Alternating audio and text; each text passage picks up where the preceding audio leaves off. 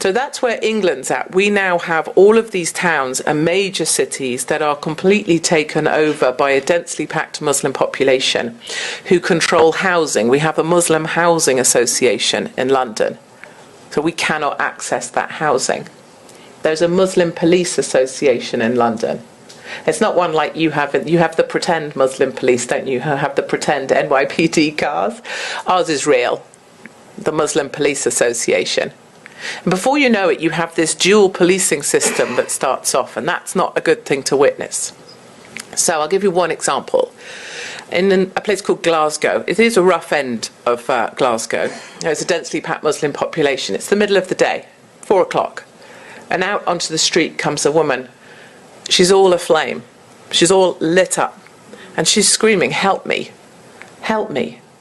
And a guy hears her and he runs out. He's in a garage where he's working. He manages to find water. She's on the grass now, laid down. And he manages to throw water on her and puts her out.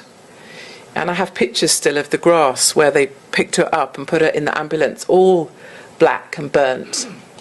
That part of Glasgow is under Sharia. It's under Muslim policing. They did a statement. The police said there were no suspicious circumstances. And the local mosque, despite the fact there was no other comment to be made by the police, the mosque said, "It was one of our sisters. It was not a hate crime, so people don't need to be concerned. But a good Muslim doesn't gossip about what happens to a sister." Now, when you start with that kind of policing happening, then all of your faith in your country is very easily diluted. The reason 2,000 of our young white girls were raped in one town alone, Rotherham, was because when the girls went to the police didn't want to be called Islamophobic. When the girls told the social workers, they didn't want to be called racist. The girls were pushed away, turned away. "No, you must be wrong." Some of them were from care homes, so they just weren't believed. And in the end, 2,000 girls were raped by gangs of majority Pakistani Muslim men.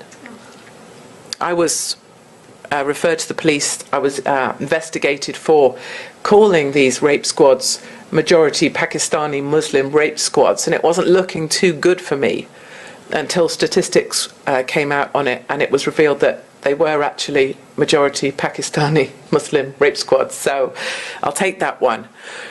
But this is where the police come in. The police are now a legitimate arm of the government silencing machine.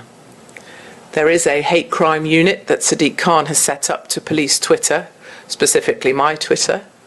And I have been arrested and interviewed under caution by the Major Crime and Homicide Command, 2 men in a cell with a tape recorder for a column I wrote in the newspaper about migrants, because it was seen as hate speech.